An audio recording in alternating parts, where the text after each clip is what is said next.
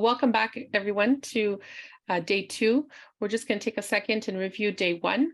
And what we went over last night was ultimately, all of us have the same basic human needs. And those include our physical, mental, social, and spiritual needs. And so part of that looked into all the different aspects of each of those, in looking at physical, from nutrition, hydration, sleep, to medication, to mental needs, for example, and that included, we reviewed things of the nature of, depression and social isolation and how to communicate and how to really be present with someone who may have varied mental needs. And also just to remain in a place of wanting to be close and connected, but also have some stimulation and give some interest to the meetings. So when you meet with someone, you have something that might captivate them and might keep them intrigued and just simply interested in what you're doing together. Also, we talked a little bit about social needs, the need to be out and to socialize, to get out, even have fresh air, go for a walk together, various opportunities that exist for anyone part of seniors groups. You could be attending different social function, faith or belief, religious ceremonies, for example, various opportunities that exist in the community, and going even just to the city or go and sightseeing, things like that, and spending time with other seniors as well. We also examine spiritual needs, which includes, for example, religious needs, existential needs, and of course, religious needs, and the distinctions between all of those, and how that can play a role in your visits. So if you're meeting with someone and they ask you to pray for them, that can open up various ways of prayer, and just to be open to all those things when you're meeting with and visiting others. The other point we mentioned is just some advice when you're visiting. So I highlighted how when you're stepping in to your visits and having time with the people that you're meeting with, it's helpful to go in pairs. So definitely, if you want to start a chapter of compassionate community care in your neighborhood, in your community, or in your faith group or church setting, definitely approach the person that you look to, pair up with. Maybe it's a pastor, someone in the clergy, a priest perhaps, and ask them if there's already a program that exists. And if there is one, then how you can start to nurture a compassionate community care chapter division of that, and allow others to join this and also partake in these seminars. Because as you know, Alex and I, we lead these and host these together every few months. So there's always an opportunity to join us for another, review session. And when we do talk about review of visiting advice, we just want to keep in mind to be cordial, be as sincere and as sympathetic to the person that you're seeing and meeting with, and just keeping all those very important golden rule items in mind. And then finally, we finished off last night with speaking about my story, and Alex shared how important it is to have the interconnectedness among us and being with one another, and especially spending time and feeling connected, and what a role that means to a person who's being visited. You're capturing their story at the end of the day. For those of you who know the program already, we have the training manual, which I'll share with you in our chat, and that's here, and it's pictured with two people on the front. But we also have the book that's the actual workbook, and that we'll talk a little bit more about that today. But ultimately, you're taking a series of questions, interview style questions, which are already formulated for you. They're printed. You can get a hard copy sent to you. So let us know if you need some copies sent to you in the mail. We can do that, or we can send you the PDFs and you can print them off yourselves. And this is really important because it brings value, meaning purpose, and obviously dignity to the person, to their life lived and continue to live, and sharing their, their memories, their stories, how they grew up, who they became and who they were part of and who became a part of them. So those are really important reflections, and they add to becoming a legacy piece for others. And ultimately, they merge into a person's life, and they actually can become a legacy for their future, their children, grandchildren, and their families, or even their communities. So for example, this book we just published, I started to share a little bit with you yesterday. We published the same kind of a story collection of the ladies of the CWL in London. And it was in commemoration of their 100th year anniversary. And it's a beautiful story. You can see copies of it on under a resource page under compassionatecommunitycare.org. And you can see there's a PDF there, but you can also receive a copy too if you'd like to order one. So just let us know. And so tonight we're going to continue on with session 2. And what we'll do tonight is I will share with you a little bit about how to communicate with people with disabilities. And then Alex will finish off with advocacy at the doctor's office, followed by elder abuse and other issues and problems. So we'll start. And Alex, you wanted to share a video, right?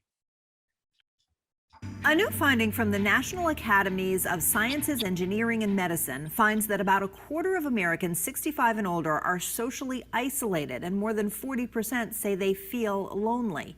COVID-19 has highlighted these issues, especially among seniors, and our Chloe T.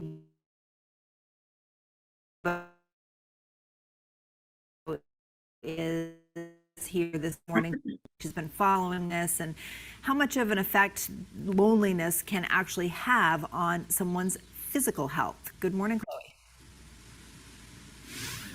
Hi, Sharon. Good morning. Yeah, research shows that prolonged social isolation and loneliness can have adverse health impacts comparable to smoking 15 cigarettes a day. It's a serious issue that's getting nationwide attention.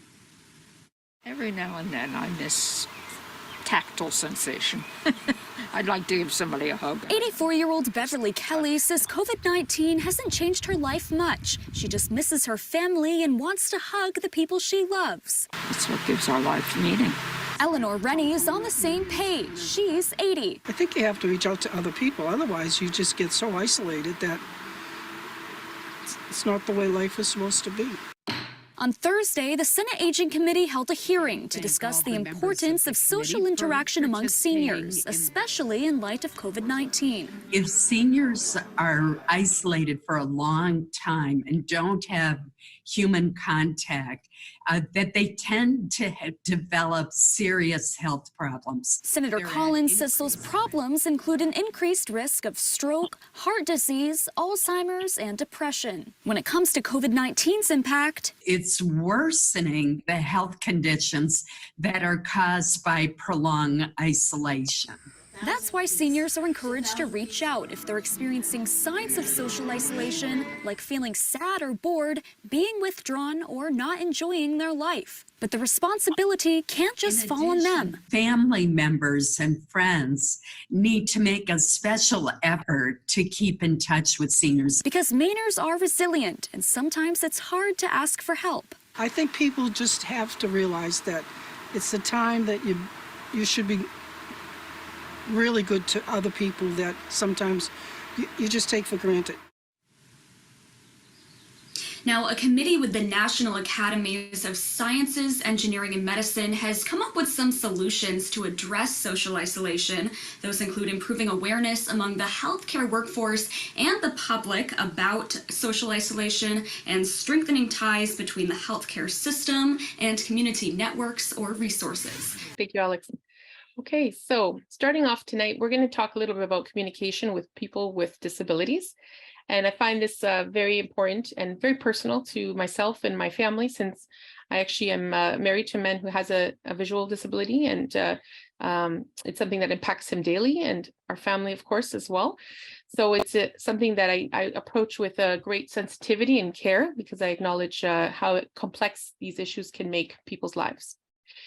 So starting off, we just want to make sure that we cover our basics. And so we want to highlight these little points, but they become noteworthy because, we often don't realize it. Some things that we may take for granted, we make decisions all the time. And most of you here tonight are very independent and don't rely on anyone, I'm sure, or many people for that matter. So, but when we come into an atmosphere with a person who may have a disability, you may want to think that you want to help or assist someone with any issue, maybe resolving something so simple like passing them their food, or, maybe just other things like moving along their wheelchair if they have one, or a walker, or repositioning things for them because you think it might help. But we ultimately want to just keep this in mind, that we don't want to make decisions for others, and we want to keep that autonomy to them and ensure that we respect it. And so we want to really encourage you to help them participate in any activity that they wish to with you as you meet and visit with one another. But just to keep in mind also that, we want to speak directly to them. We want to be courteous. Avoid using any type of negative language, like, for example, Sometimes you may hear things like suffering or victim. You don't want to encourage that. So those are more negative, disempowering words. So avoid those words and talk about positive, reaffirming words that will bring positive and optimistic, connotations to the conversation. Also being very sensitive about physical contact. So again, physical touch is important. A person, for example, may feel like they miss that sense of touch, but they may not make it spoken to you in terms of knowing that. So they may actually reach out their hand to you, and they may hold your hand, or they may want to touch your arm, and you'll notice that right off the bat, that person has a physical touch, and they want that they want that connection, and they want that contact. Some people avoid it, so just be aware of that and sensitive to those things. Another thing to note here is, for example, quiet environments. If you're in an area that is very loud, or if there's a radio music playing, or the TV is on, you may want to ask them, do you mind if I just turn this down a little bit? And they say yes, you can come over and you can turn it down. Just encourage your conversation, encourage them to listen and to be completely aware now and in full sense of knowing what's happening around you, and being cognizant of them hearing you as well. And of course, the golden rule is always be a friend and follow the golden rule. Do unto others as you would have them do unto you, right? So that's something really we want to make sure you keep in mind. Okay. One thing with persons on the autism spectrum, it is a spectrum. So for example, there may be varying degrees of autism, and things to avoid here would include sometimes using humor in a way that is abstract. So for example, if you have a phrase or type of words that you use that may not be understood by all in all circumstances, maybe try avoiding those. There are certain sentences and phrases that people are used to.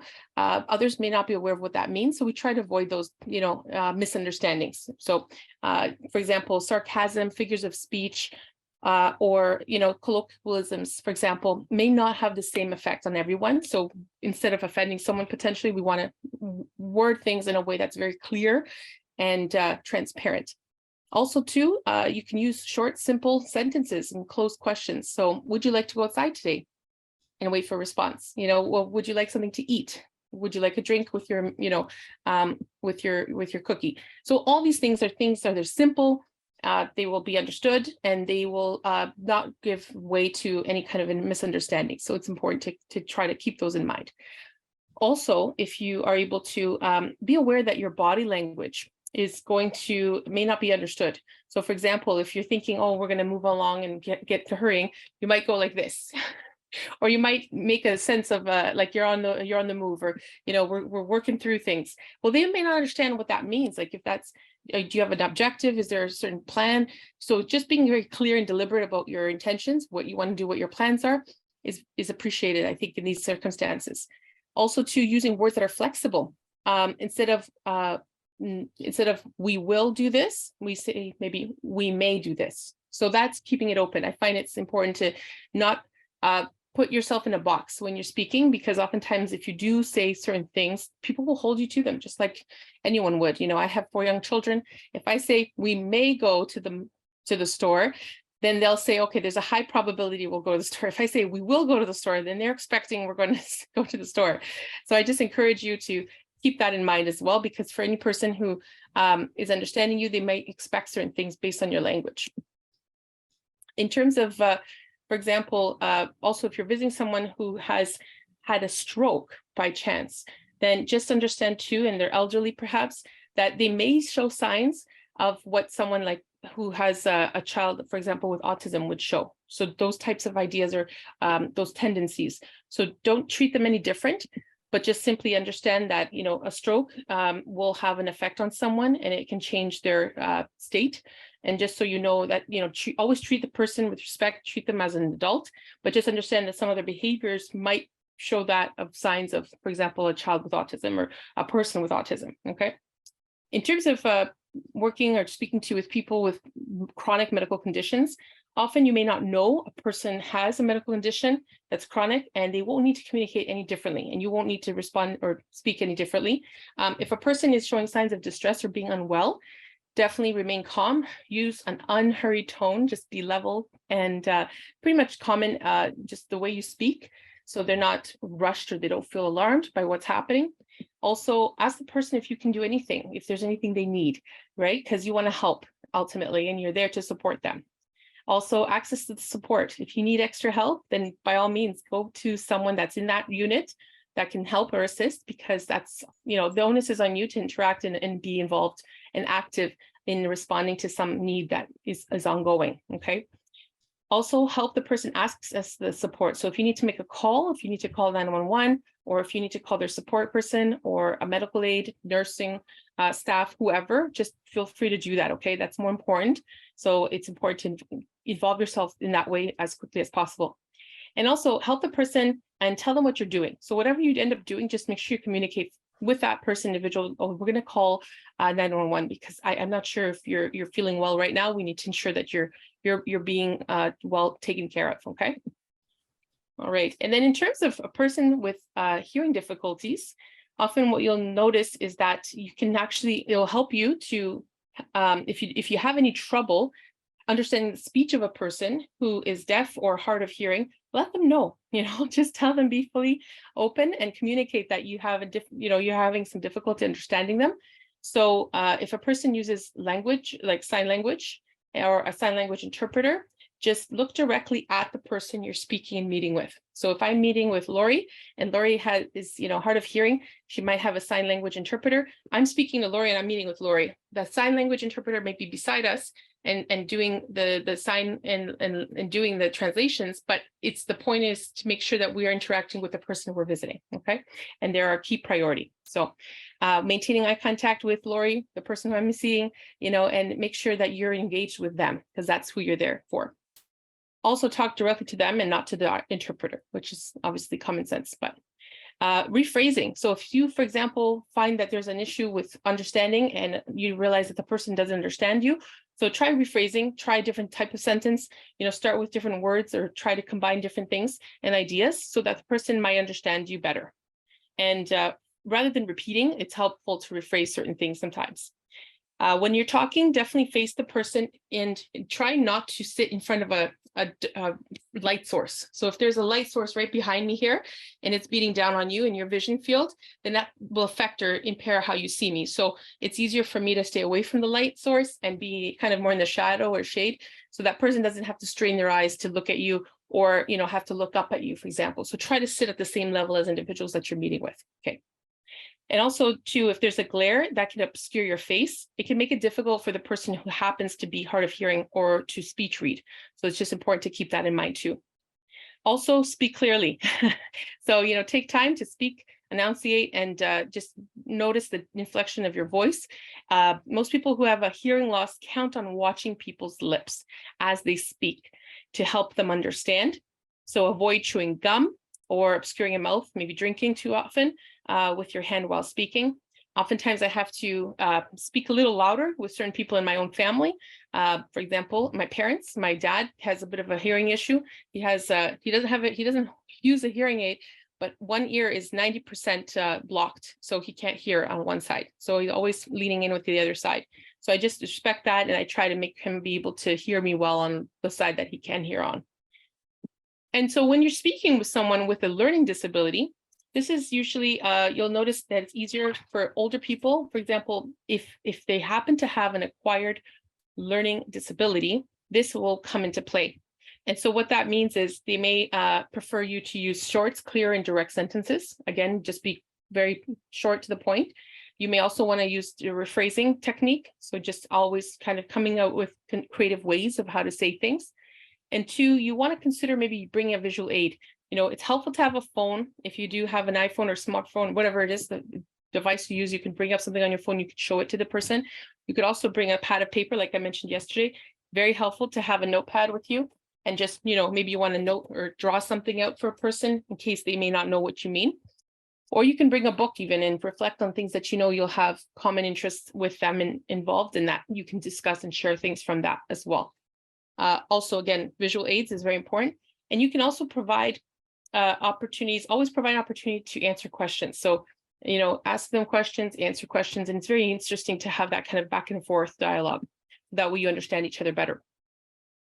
One thing too, to hear for someone who has a mental illness, when you're speaking to them, always remain calm. often you may not even know a person has a mental illness, and you won't need to communicate any differently. So if a person shows signs of agitation, anxiety, maybe panic, fear, disorientation, or aggressiveness, remain calm, talk, keep your voice unhurried again, just very level. And ultimately, you want to ensure that you make time and allow the person to talk, because it's important for them to get out what they need to say. Show them empathy, show that you care, you're there for them, and you'll be with them no matter what happens. But without necessarily agreeing with what is being said. So for example, I understand that you are feeling stressed, or you're feeling agitated, or you're feeling frustrated. So that way you're translating to them what you understand. Accept that they may have a hallucination actually, and that the delusions are real for them, that person, but with the disability, but don't pretend that they're real to you, obviously, right? And use clear, short sentences. This is important because they will appreciate you, translating to them what you actually are feeling, because it is sometimes a very awkward position. They're experiencing something, they don't know what you see or what you are aware of, and it's just a bit of a cross between two people with different realities. So if you find you need to, feel free to access support again. This is important, imperative. If something gets out of hand, you may want to get some support and help, okay? And, always tell them what you're doing, of course, again, just being respectful of their needs and that you're doing this for them because you want to help them. Again, if you happen to be with a person who has mobility issues, this could come up in, when someone has, for example, they have needs related to their mobility. So for example, a person with a respiratory or heart condition may have trouble walking long distances or walking quickly. So you would like to perhaps then slow down, take a little bit of a time and, reflection, and just take your time with walking and, moving along with them, but making sure you stay at their pace. So you're not, accelerating or hurrying them. Also too, if a person uses a wheelchair, rather than saying words like confined to a wheelchair or wheelchair bound, the wheelchair is what actually enables the person. So we don't want to discourage them or use disempowering words. That is what enables them to get around and to participate in society. So it's liberating, it's not confining. So definitely, refer to the wheelchair in a positive manner. And, if you need to, you can, when talking to a person with a wheelchair, grab your own chair and sit down beside them at their level. If it's not possible, stand at a slight distance so that they aren't straining their neck to look up at you or to make eye contact with you, okay? And also be aware of the person's reach limits. So if, for example, if they're sitting in a wheelchair and, they need to get access to their books or some kind of material, feel free to ask them, would you like me to pass this to you or hand this over? And then just proceed to do that if they allow you to. And also to place as many items as possible within their grasp. So it's helpful too to help them in that way. And if you need to, you might you might feel like you want to push a wheelchair. Don't do it. Wait. Ask them if they ask you for help. Don't ever touch or push a person's wheelchair. It's part of their personal space. So definitely just be aware of that too, because that's important to keep in mind. Also, with someone with a person with a speech difficulty, also just always know this, that it may be, don't assume that they can't understand you. So because they can't they're challenged maybe with their word or speech, they can't make out those words, doesn't mean they don't understand you. They actually understand you probably very well. So just be patient, don't interrupt or finish their sentences. And also ask questions that only require short answers. So something like, I understand what you mean. Thank you for sharing with me. Would you like me to pass you the tea? Just use short yes or no kind of fragmented kind of questions so that they understand and they can respond quickly as well to you, and be attentive. Don't pretend to understand. If you don't understand something, just ask them.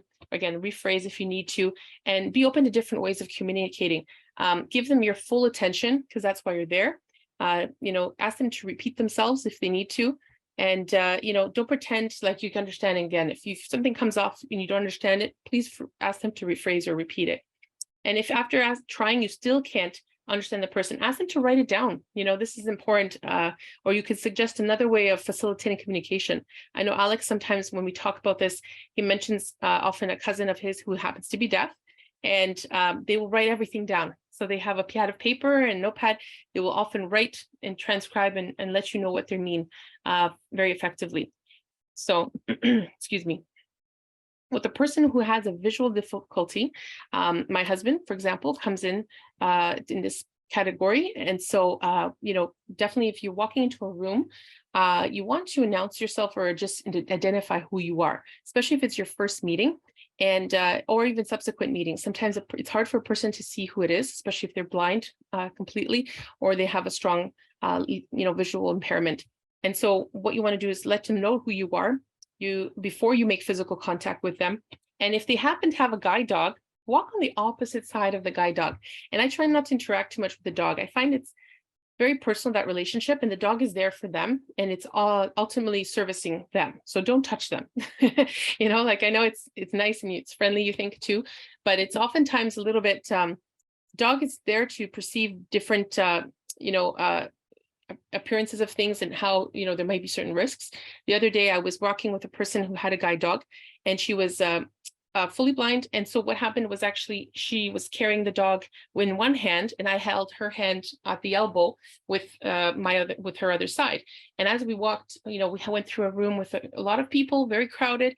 And I was just indicating to her, over to your left is so-and-so, over to your right is the bar, over to your, the middle is so-and-so who you're looking for. So, and I would just kind of let people know and actually take an assertive role if you're actually in a crowded place like that, or you're in a function and you want to get from A to B, definitely take a lead in that and say, excuse me to the people in front of you, and just take that more leader role, if I may add, because it is important and that person is appreciating that. And another thing too, especially if a dog is walking and they've perceived there to be a threat or risk, or not enough room for you and the person, or for the person to maneuver, they'll actually stop.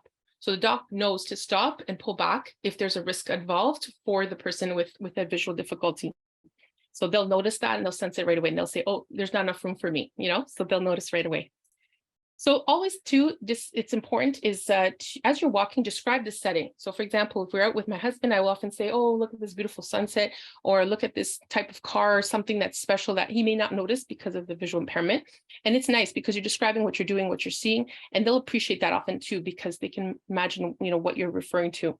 Also too, you want to note any obstacles, such as stairs going up, down, making mention of how many steps are involved, or if there's something like a big crack in the sidewalk. They'll appreciate knowing that too. And if you are giving directions, be very specific. Give specific non-visual information. The person's often, with a person with a visual difficulty, they will often really appreciate specifics. So be as detailed as possible, okay? Also too, if you're giving offer, to read information. So if you want to support them, a great way to do that is say, oh, is there anything you need me to assist you with? Like reading any documents or letters, or, going over anything, or filling out a form perhaps, right? Or going online and actually typing something in for a person, writing up a letter. Those are so many things that you could do for a person if they need some extra assistance. And if you happen to be serving food to a person who is blind, letting them know what is on the plate according to the clock. Orientation is helpful. So for example, at 12 o'clock, you have a piece of bread, 3 o'clock, you have a piece of chicken or whatever vegetables. And then if there's a garnish that they can't eat, or it's not really edible, then just let them know and, remove that for them if they don't want it. Also too, if you leave a person who is blind, inform them that you're leaving and ask if they need anything before you leave. It's really good to help in any way. And sometimes they may ask you to rearrange something or move something back the way it was. That's a very, very typical sign. And I find it's very nice of you to actually just whatever you do move, make sure you put it back in the right place. And it's important that the person feels that they are comfortable, because if something goes missing and they're actually left without knowing where it is, then it can cause some, distress, and it's unnecessary frustration, right? So, and if a person happens to have low vision, they may need to write material in large print. So keeping that in mind too, if you're ever sharing a book or a story or anything that's visual, you want to actually have it emphasized and actually enlarged. So feel free to enlarge it by 400, maybe 500%. And they will appreciate often seeing those big, letters if they're reading something, or if it's a picture, maybe making it a little bit bigger for them, okay? So definitely large print is important. And, it's very important to read, bold white letters on a black, or on if it's white down black versus black on white, depending. So just keeping that in mind too. And also just to know this, that when you're meeting with elderly persons, as people age, their vision changes. My mom just had an operation the other day, and they removed some cataracts from her eyes. And, it's affected her significantly. She's had some pain in the eye, and it's, impacted her vision as well. So, things change all the time. So we just want to be aware of that, be very sensitive to it. And so with that, I'm going to move over to having Alex back with us and speaking about advocacy at the doctor's office. So thank you, Alex. So advocacy is very important, especially for someone who is, if the person you get to know or the person you're visiting, or, actually when we do the advocacy training, most of the people who've joined us for advocacy training tend to be a family member, or they're already being an advocate. And even in the case of compassionate community care calls that Kathy's dealing with, often it's a family member who's calling, concerned about healthcare issues. So the importance of advocacy is central, and we can sort of see that because you're helping someone. And the question is, why are you helping someone? Well, basically advocacy is central if someone's got health problems, they're a little bit older, or they have a disability, because you're actually identifying, you're helping that person receive the care that they need, but you're also then identifying that person as being part of a community. They're part of a significant community, and they deserve equal support by our medical system. So often someone needs an advocate when they have trouble stating their feelings about their physical pain or health issues. So what happens is, let's say they're having some issues, some memory issues, some difficulty expressing themselves, or they're afraid to speak out. Maybe they have a lack of understanding, or maybe they're just too ill to speak up. So they need an advocate. They need someone who can help them. And the purpose of the advocate then is that they would meet with them ahead of time. They get to know them. They talk about these issues ahead of time, as you'll see. We move on. I have to say something first. Advocacy is not for everybody. And you're going to see in the information I give you, because an advocate, and I'm going to repeat this and you're going to see it repeated again. An advocate needs to be someone who's very, very polite, who's very straightforward and polite, but, assertive. Because the advocate is there to help that person, but at the same time the advocate is there to make sure that person is not going to get, that you're not getting barred from the hospital or from the medical care because you've been too rude or something like that. You need to be very polite and caring and everything, but you need to be assertive. A person who you can help, you help them stand up for their rights. Let's think about this. Is our medical people terrible people? Well, some of them might have some issues. That's true. Like, they're all human like the rest of us. But for the most part, they're going to be looking at an older person or a person with a disability coming to see them, or someone who might have some memory problems, etc. And they're not sure how to react themselves, but you're going to help that person receive the care they need, obtain and maintain opportunities. Prime example is if you're helping someone with a disability, disability benefits are not easy to deal with in Ontario. And if you're outside of Ontario, I'm sure it's very similar in most provinces.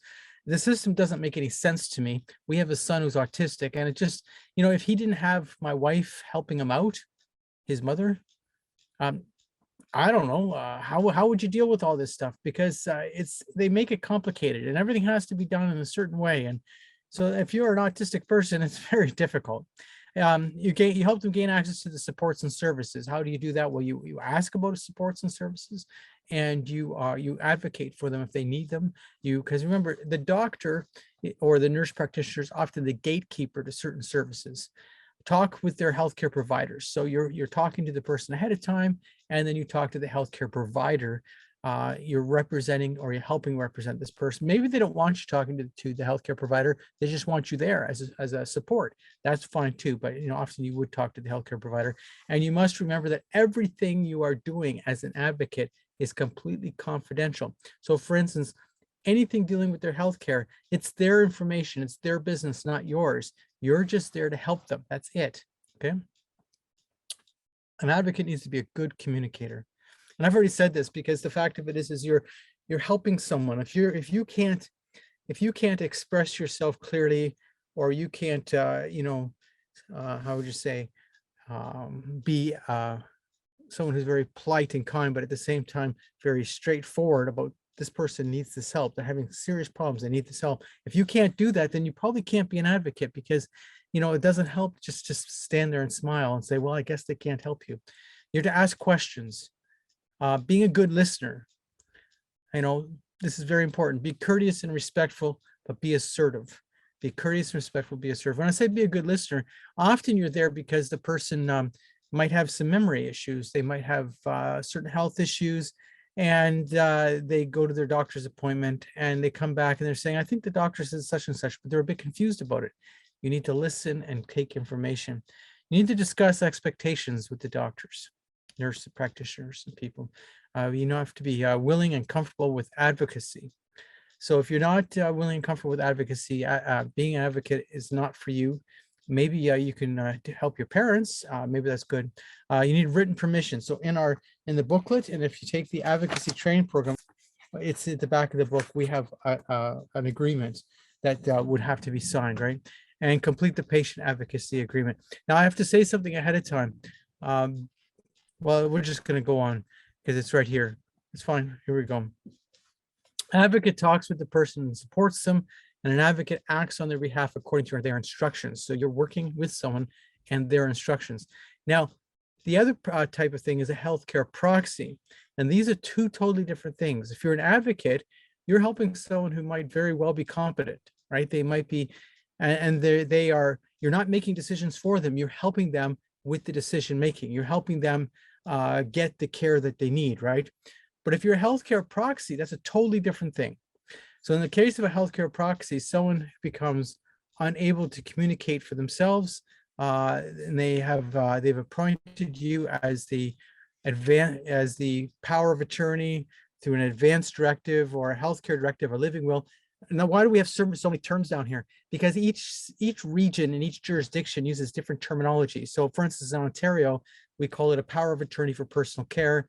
And I know in British Columbia, they have a different term for it. You may hear of it as being a living will. Now, these are different documents. So for instance, if you're a healthcare proxy for somebody or a power of attorney for someone for their healthcare, that only comes into place when that person's incapable of making decisions for themselves. And then you would make the decisions for them. So that's important. But as an advocate, the person you're dealing with is going to be fully competent. Now, I have to say something to you. A Euthanasia Prevention Coalition does sell a power of attorney for personal care document that will protect you. So it's very important. We only charge $10 for it. And it's very important to have a document like that, because if you become incapable of making decisions for yourself, you need to have the instructions in place and a person who shares your values appointed to make decisions for you, because it's essential. Kathy was just dealing with someone just yesterday who was all upset because I'm not going to say it was a parent, so we'll keep it very private, right? A parent of theirs is right now in the hospital, and this daughter is very upset about the decisions that are being made by the son.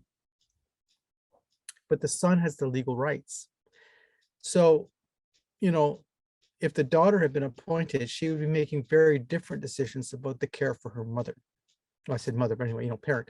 So the fact of it is that you need to appoint someone who shares your values when you're talking about healthcare. So having a power of attorney for personal care from the Euthanasia Prevention Coalition might just save your life. It'll certainly protect you, but that's not about advocacy. That's a different issue. We move on.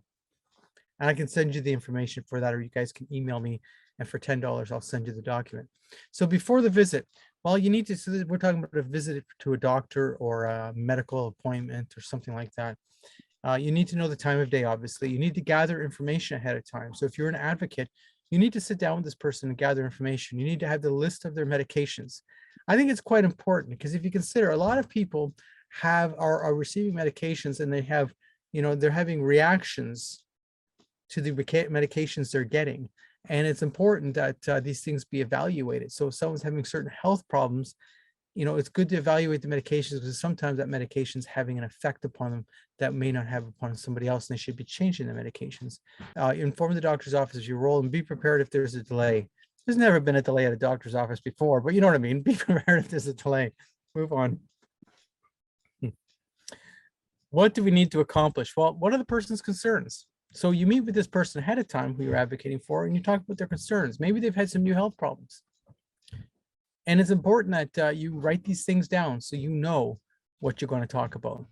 What are the person's medications, side effects, expected outcomes? Like, this is important to talk about. If the doctor has prescribed them with something, and you say, well, what are the side effects of this medication? Is there possible that there'll be an interaction with something they're receiving already? Do they want to discuss new symptoms? As I say, they might have new symptoms.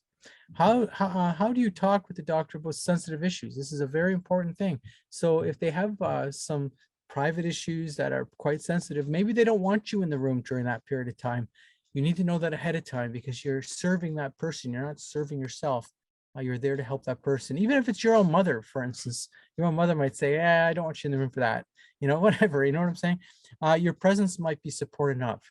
So maybe the person you're advocating for says, you know, I can handle this myself, but I'm a bit put off by the doctor. Just having you there makes me comfortable. Then that's all you would have to do, and that would be good enough. Taking notes and being there and helping them remember what the doctor had said. We move on. Keep a note book journal. This is very important. Now remember, you're taking notes on someone's private information. So nothing in the notebook is yours.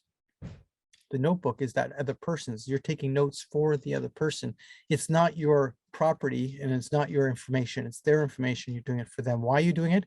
Because afterwards you want to discuss the, medical visit with that person.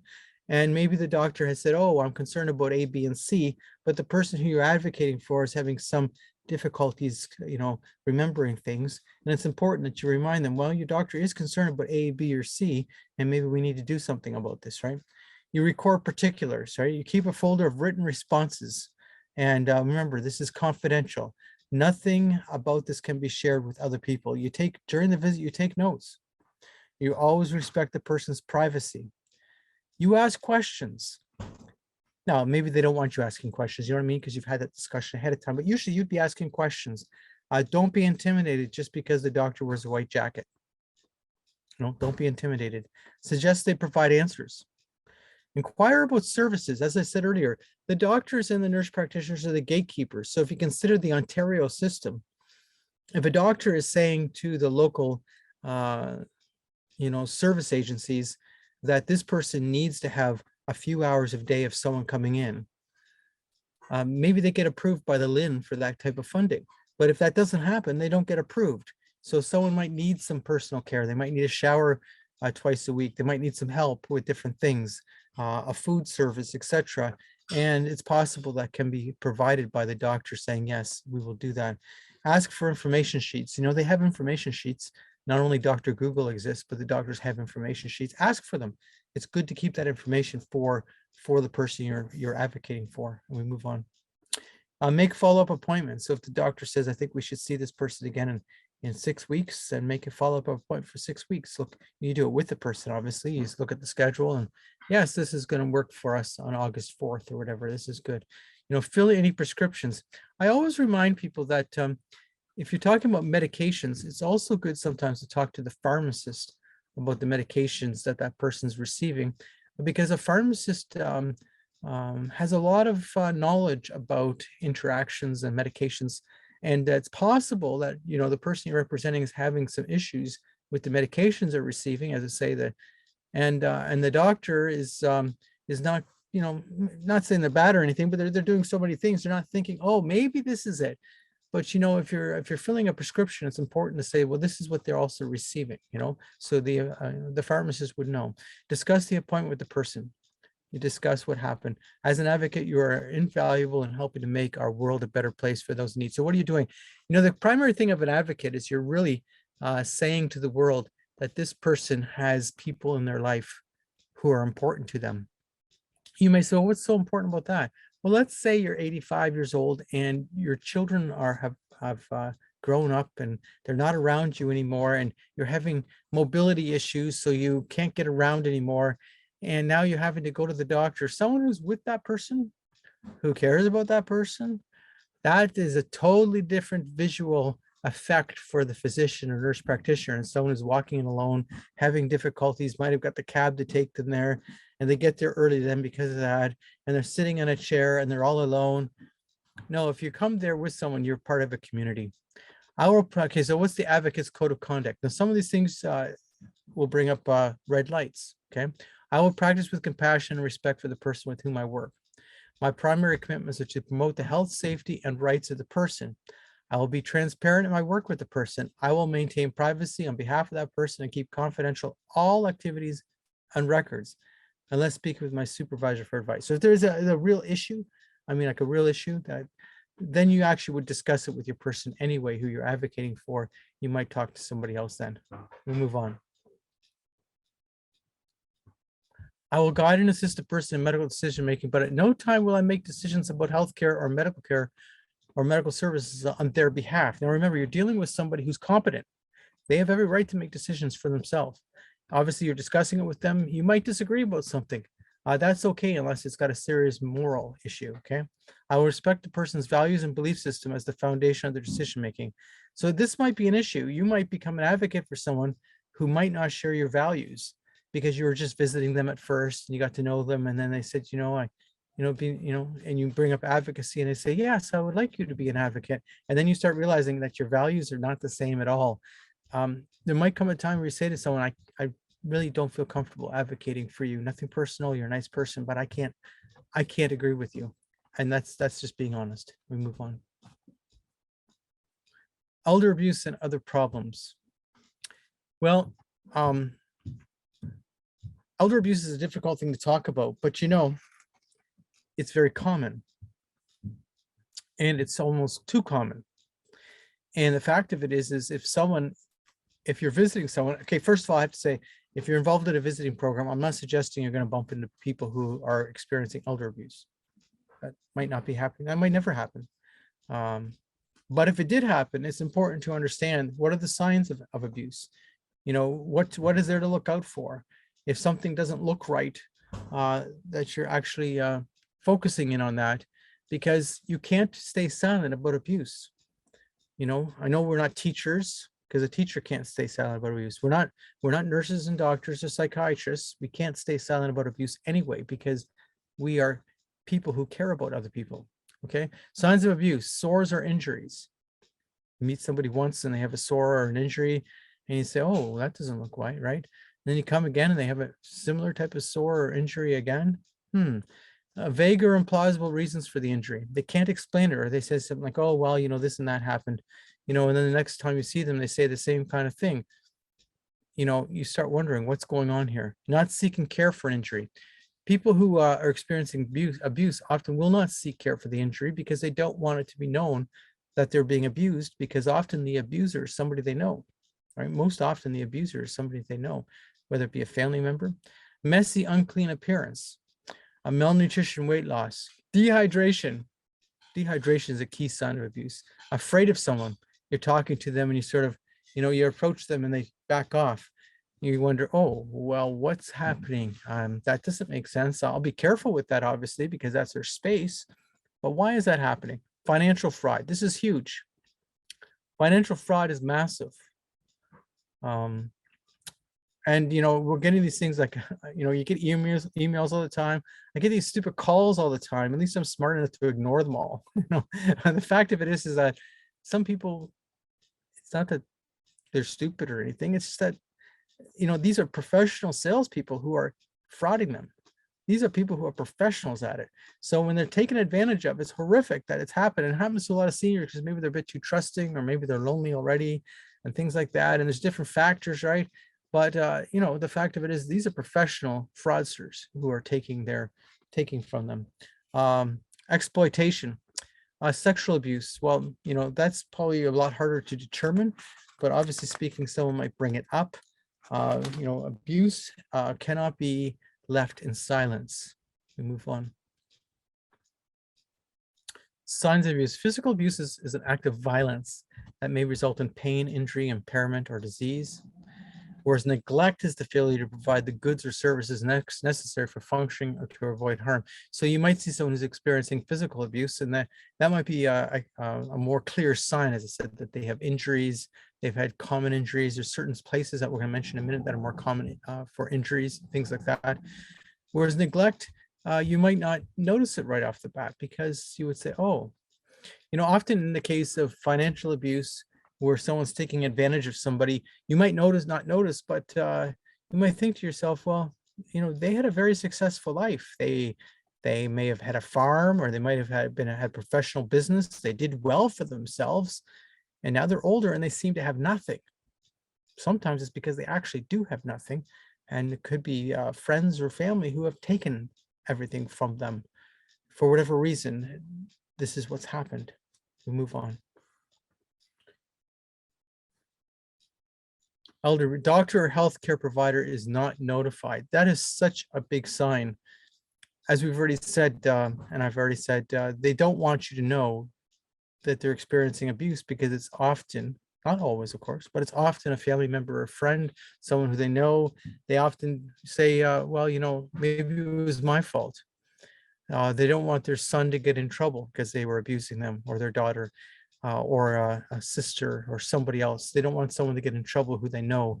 And they might think, oh, well, now no one's going to visit me anymore because, you know, maybe this was my fault anyway. They might be thinking all of those things, but they have not contacted a healthcare provider. The wound is smelly or dirty, means they've had a wound and it's not been cleaned and there's infection. They might be even in pain, and yet they're not contacting the doctor. That's a huge sign. You know, that's just unacceptable. The person has not received any medical care. They may say, oh, you know, like they have fear of reprisals. That's right. That's exactly the correct comment that was put on the chat. They have fear of reprisal. But, you know, this is a key thing because, you know, having a normal injury. So, you know, they might fall down and hurt themselves, and then it might get infected. All those things are true. But then if it's just a normal situation, you know, if you're not experiencing dementia and that, you would contact the doctor. You would go to the doctor, you would get an antibiotic because it's a normal situation. But in this case, they're not willing to do it. It's a key sign. We move on.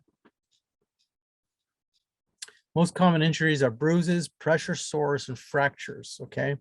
So we just move on from there. So abrasions, there are superficial injuries involving the outer layer of the skin, and they're caused by movement of the skin over a rough surface. So, and it's evident in both physical abuse and neglect. So what you're getting is, in the case of neglect, you know, if someone is, you know, maybe tied down or something, or in the case of abuse, that someone's been really, you know, roughed up with something in that way, or they're not being treated properly, then there could be a clear sign then of these abrasions.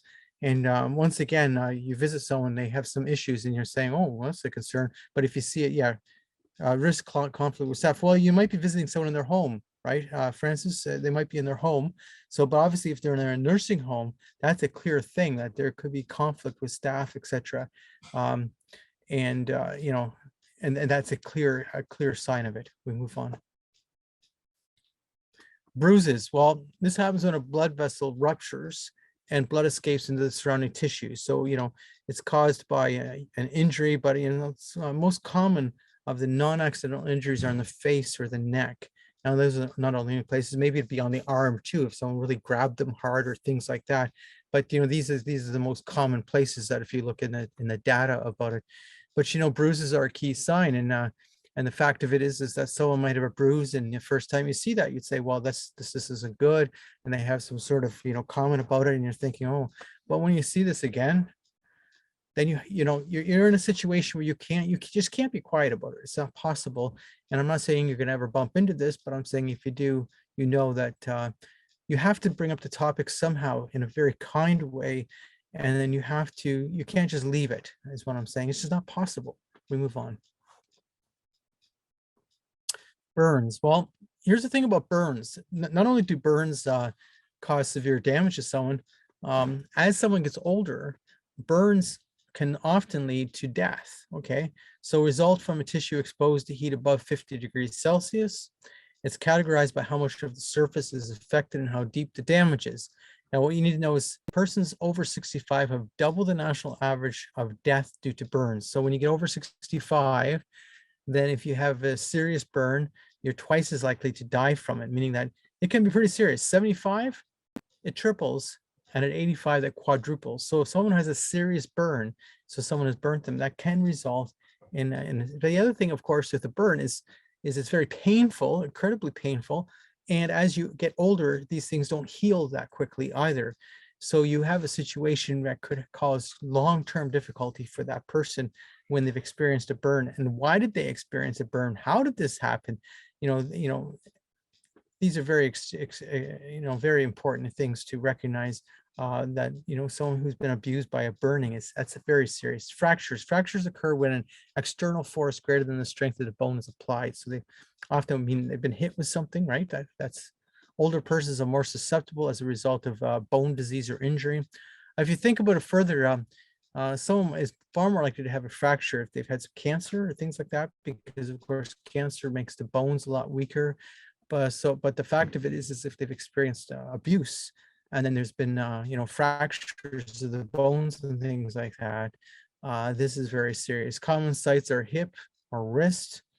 They get hit, especially at the wrist, things like that. Elderly people are at risk of spontaneous fractures though. So there's difficulties here, but I mean, a common fracture situation, whether it's a health problem or whether it's an abuse, are very serious. And once again, it takes a lot longer for an older person to recover from these things. Lacerations are a result of blunt force, okay, characterized by the full thickness splitting of the skin, okay. It's common in physical abuse, but it can occur with neglect. So we have a situation where they have, once again, they've been experiencing a blunt force injury, and, commonality becomes a real problem. We move on. Pressure sores. Now, pressure sores are a very important topic because people will say, it's very sad, my mom had this health issue. She went into the hospital, and then she developed a pressure sore, and the pressure sore got infected, and then they put my mom in palliative care and she died.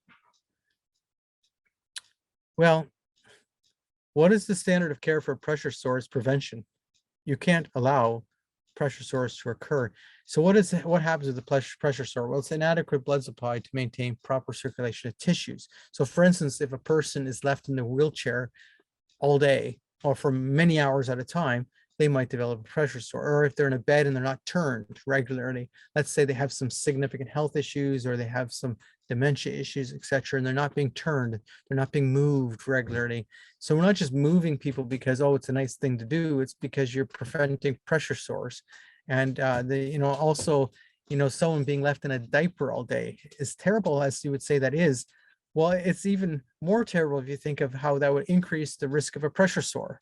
And if you get a pressure sore and then it gets infected, it can be pretty terrible, right? It can be pretty terrible, no question about it. It's hard to heal. It leads to further problems. The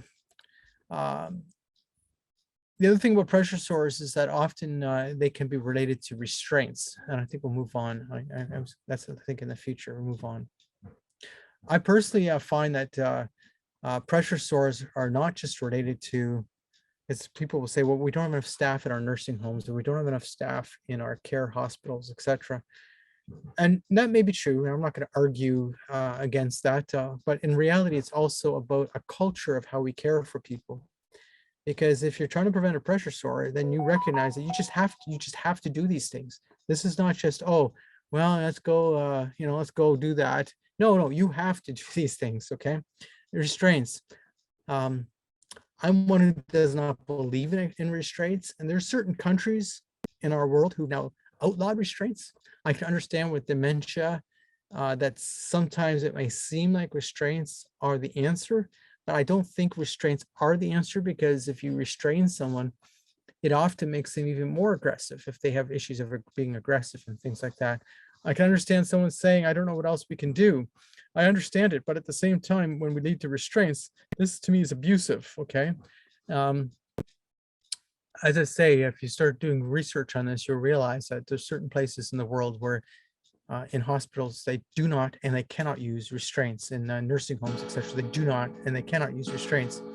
They have decided that's not what we do. So restraints, abuse or neglect occurs when a person is restrained in a non-critical situation, not closely monitored by medical professionals, or the restraints are too tight. I'm just not in favor of restraints. Restraint is strongly associated with increased injury or death and may result in worsening behaviors. And I think that's quite clear. People get very frustrated if you restrain them. And yes, they might have very big issues, and it may not be easy to deal with it. And maybe being on a regular ward is not for the person because they have certain aggressive situations. I understand also you can't have an aggressive person in with a regular population because it's not fair to them either. I agree completely. Restraints can cause serious problems further, and they are a little bit abusive, to say the least. We move on. Skin tears and sites of the arm or legs or multiple tears and abrasions should raise suspicion. So obviously skin tears heal without scarring, but skin tears. So if they're having regular signs that there's been a skin tear, then you know that these people are not being treated properly. They're not being cared for in a kind way, right? We move on. Malnutrition. Well, when you're visiting someone and there seems to be serious problems with food, etc., maybe they are not being properly treated. Maybe they need help to be fed and they're not being fed. There might be an issue with cultural food preferences. So they're in a place that is not providing food that they want to eat.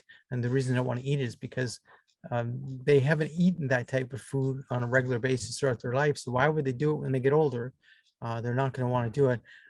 Malnutrition, as I say, could be related to not enough staff, but it's also improper feeding techniques. But you know, what's interesting about this situation, if you have a family member or a friend who needs help in feeding, you know, we get calls from people, at least around COVID, we got quite a few calls like this, that people were very upset because they were barred from visiting their mothers or they're barred from visiting their father.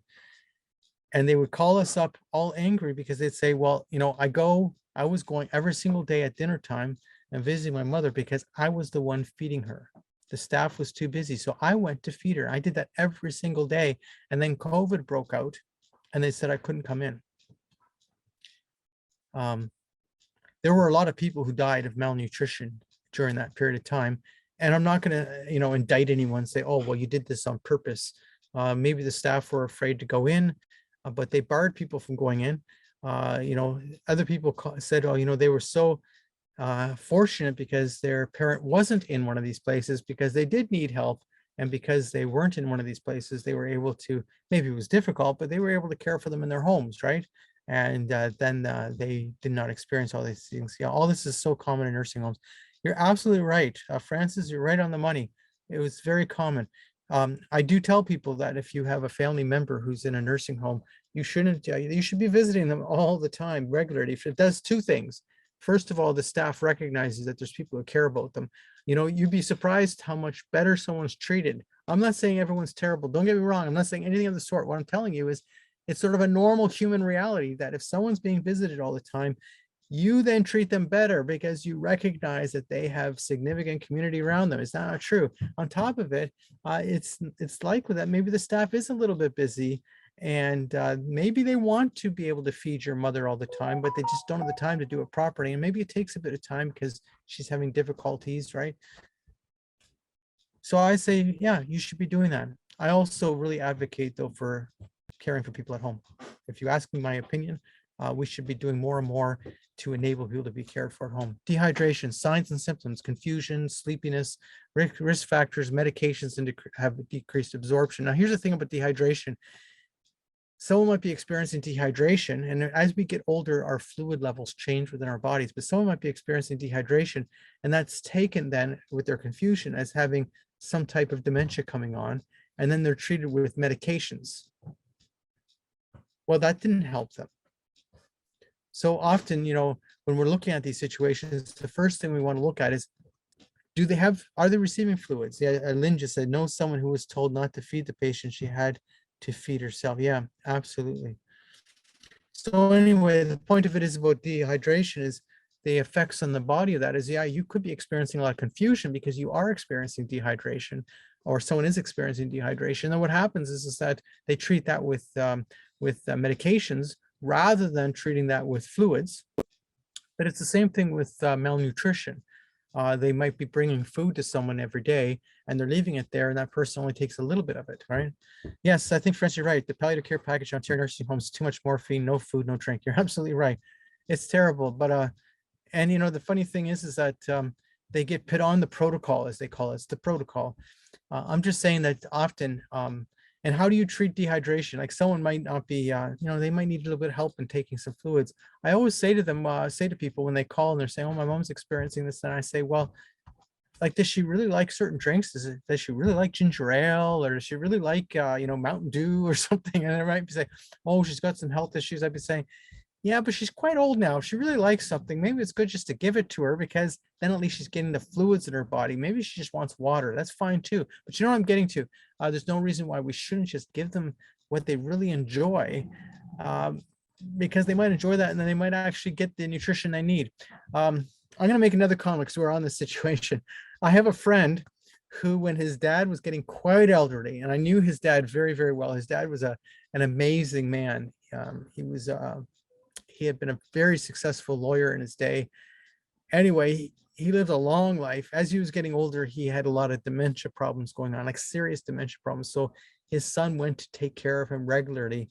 He had a real downturn for a period of time, and he became very thin. So his son was bringing in different types of foods that he could, swallow properly. Not food, it was all like liquefied and everything properly, and different sort of nutrition, right?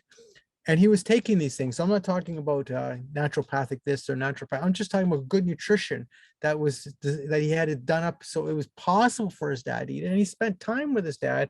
He says it took a little bit of time, but his dad gained his weight back.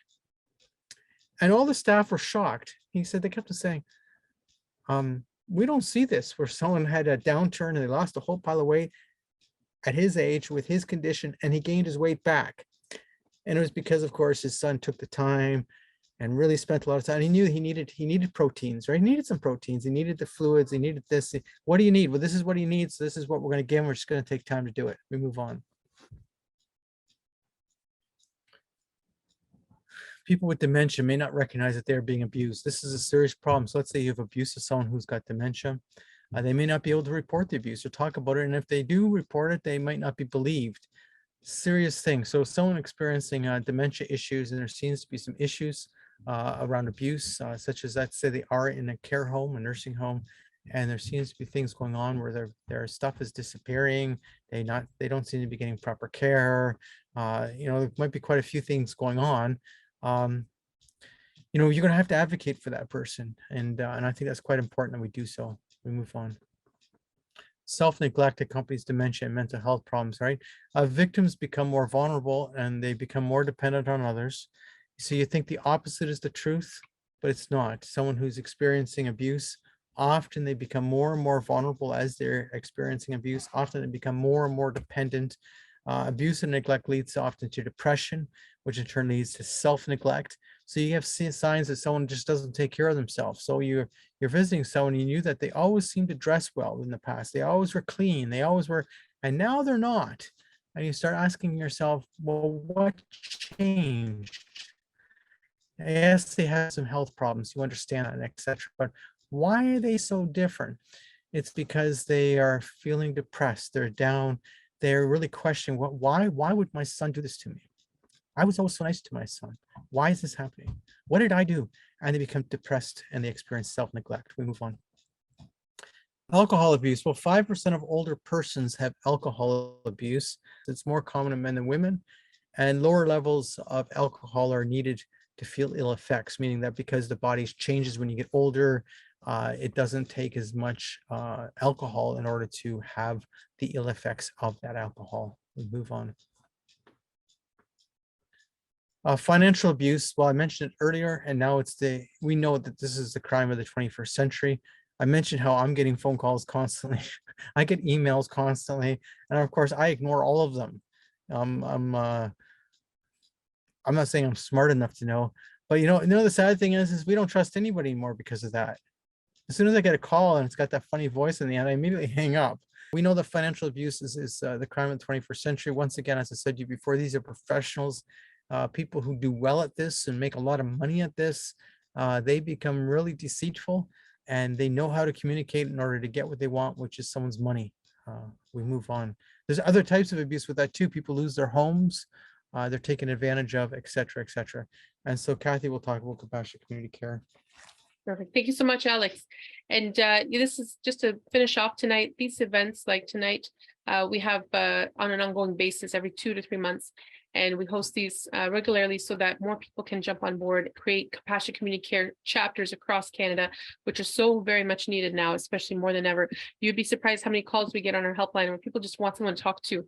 And, it's nice to talk to us, but, it's not a long-term kind of solution. I find it's We need to establish these relationships where people can speak to one another, be in connection with one another, and that interconnectedness is so vital among us in our community. So I think it's great for each of you to be here tonight. So thank you for being here, joining us. I also encourage you and I invite you to join us next Monday. That would be Monday, June the 26th. I posted the link in the chat. It's again, a free event. It's a 2-hour training, so it's one night instead of 2, and it'll be hosted by myself and Alex. I'm going to repost it again for your convenience at the end here.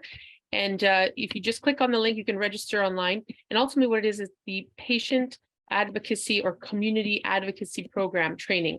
And what it does, it helps you to gain a better perspective on how to be an effective patient advocate for those you love, your friends, and those in your community. So that's happening next Monday. So you'll notice the basic outline, obviously, of the program is in here that we just went through. But, obviously, this is just a basic outline. Advocacy, the program is far, there's far more to it than this. This just gave you an idea of why it's important to be an advocate, what an advocate does. I just mentioned also on my on the chat that, I'm encouraging you to purchase the life protecting power of attorney for personal care for your family members, friends, etc. We only charge $10 for it. It's pretty cheap. If you went to a lawyer, you'd be paying a couple $100 for something like that, and their document might kill you, whereas ours will protect your life. And of course, what this document does is it allows you to appoint someone to make medical decisions for you when you can't make decisions for yourself, but it also lists a set of values that ensures that you will not get euthanasia or assisted suicide. You'll be treated a certain way. And the document is written to protect your life. So, and it's only $10, pretty cheap. And you just email me at info@epcc.ca, info@epcc.ca. I can send you the link to the document, and you would be able to order it very cheap. Obviously, we Euthanasia Prevention Coalition is also a not-for-profit. So obviously speaking, we don't give it away, but we make it as cheap as possible and make sure it's there to help protect you. The other thing about the visiting program that's fundamentally important is I wanted to say something else. Janine just said thank you very much. Thank you so much. I want to say something else. I wasn't trying to scare you with the whole thing about elder abuse, but we have to talk about it. When I said in the beginning, like, I don't enjoy talking about elder abuse at all, but I know that we cannot not talk about it. So these are the kind of things. So if you're saying, oh, this would bother me, and I don't know if I can go do visiting because I might, experience a situation where someone is experiencing elder abuse, well, it probably won't happen. But if it did happen, you would at least feel comfortable that you were aware of the signs, etc., and that you knew that something has to be done about it. So you can't let someone experience elder abuse and then just say, well, it's not my fault, I didn't do that, right? So anyway. Yeah, and to add to that point, Alex, it's very important that many of us don't know or aware of the types of elder abuse. They're very specific, and and Alex went over them in detail today. We actually went further even in the past couple of months and held a series of events focused on elder abuse awareness. We produced this nice handy little pamphlet and brochure that you can pick up, and I can ship these to you. So if you want them mailed to you, it goes over everything that you went over today and a little bit more detail in places that you can get support.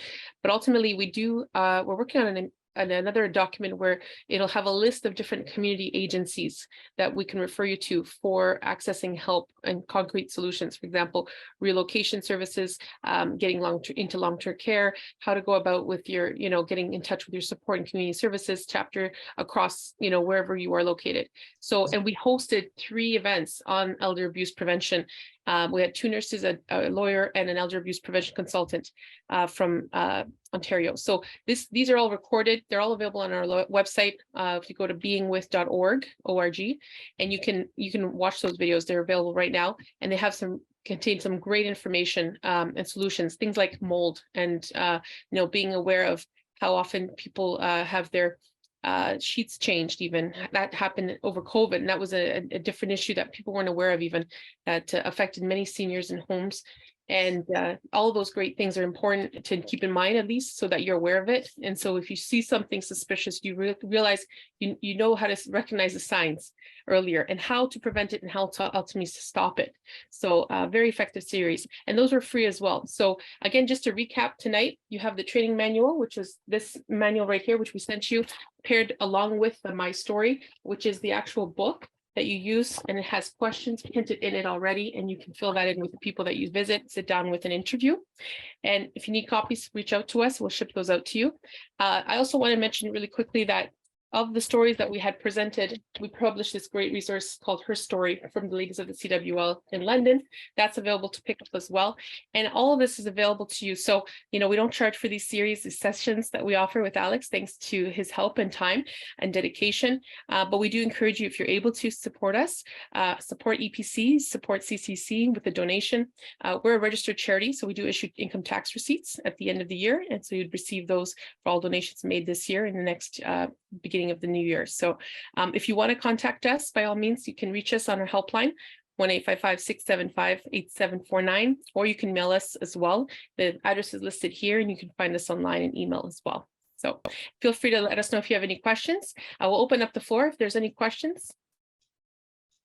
I just wanted to elaborate on what you said, I think, about, one of you said about language and using language that didn't sort of focus on the negative. And one of my pet peeves is, I read this all the time in the media: suffers from dementia, suffered from Parkinson's.